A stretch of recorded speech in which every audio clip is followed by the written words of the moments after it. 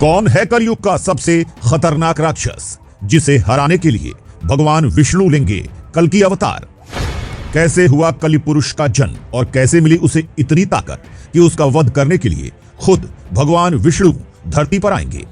दोस्तों, कलि पुरुष कलयुग का सबसे भयानक और खतरनाक राक्षस है। जी हां दोस्तों, यह वही राक्षस है जिससे लड़ने के लिए भगवान श्री विष्णु अपना 10वां अवतार लेंगे, जो 64 गुणों से सुशोभित होगा। लेकिन दोस्तों, अब बात आती है कि कलि राक्षस यानी कलि पुरुष का जन्म कैसे हुआ, क्योंकि दोस्तों यह वही राक्षस है जो कलयुग में पाताल लोक की आसुरी शक्तियों को हासिल करके इस दुनिया पर राज करेगा और जिसके बाद भगवान विष्णु खुद कल्कि का 10वां अवतार लेकर उसका वध करेंगे।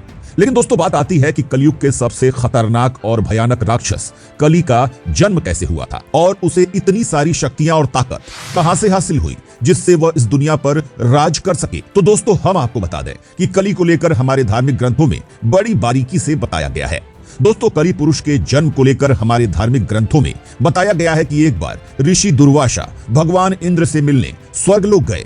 लेकिन दोस्तों, इंद्रदेव वहां मौजूद नहीं थे क्योंकि वह किसी राक्षस से युद्ध लड़ने गए हुए थे। और दोस्तों, जैसे ही इंद्रदेव वापस आए, वह अपनी जीत की धुन में इतने मगन थे कि उन्होंने दुर्वासा जी पर ज्यादा ध्यान नहीं दिया। लेकिन दोस्तों, इंद्रदेव युद्ध जीत कर आए थे, इसीलिए दुर्वासा ऋषि ने इंद्रदेव के गले में फूलों की माला डाल दी। लेकिन दोस्तों, इंद्रदेव अपनी जीत की खुशी में इतने ज्यादा घमंड में डूब चुके थे कि उन्होंने वह माला उतारकर अपने हाथी को पहना दी। और दोस्तों, जिसके बाद दुर्वासा ऋषि बहुत ज्यादा गुस्सा हो गए और उन्होंने इंद्रदेव को श्राप दिया कि तुम अपनी शक्ति और अहंकार में चूर हो चुके हो, इसीलिए मैं तुम्हें श्राप देता हूं कि तुम्हारा पूरा घमंड और ऐश्वर्य खत्म हो जाएगा। और दोस्तों, जिसके बाद सारे देवताओं की शक्ति धीरे धीरे खत्म होने लगी। और दोस्तों, यह देखकर इंद्रदेव भगवान विष्णु के पास गए और फिर भगवान विष्णु ने उन्हें बताया कि तुम्हें अपनी शक्ति वापस हासिल करने के लिए अब अमृत कलश की जरूरत पड़ेगी। और दोस्तों, जिसके बाद समुद्र मंथन किया गया और समुद्र मंथन करते वक्त दोस्तों आपको पता है कि बहुत सारी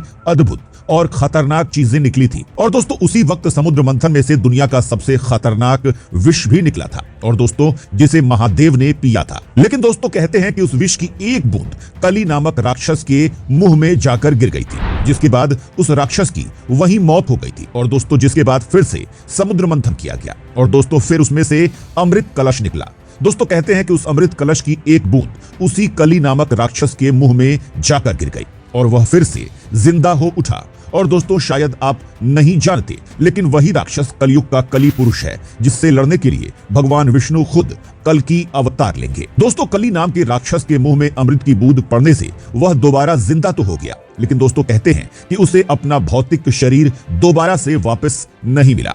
लेकिन दोस्तों, अब जैसे जैसे कलयुग का प्रकोप बढ़ता जा रहा है, वैसे वैसे उसे अपना भौतिक शरीर धीरे धीरे वापस मिलता जा रहा है। और दोस्तों, कहते हैं कि जब उसका भौतिक शरीर पूरी तरह से बन जाएगा तो वह पाताल लोक की शक्तियों पर काबू करके इस दुनिया पर राज करेगा और इस दुनिया में पाप इतना ज्यादा बढ़ जाएगा कि भगवान विष्णु अपना कल्कि अवतार लेंगे और इस कलि पुरुष नाम के राक्षस का वध कर देंगे और जिसके बाद फिर से इस दुनिया में सतयुग की शुरुआत होगी।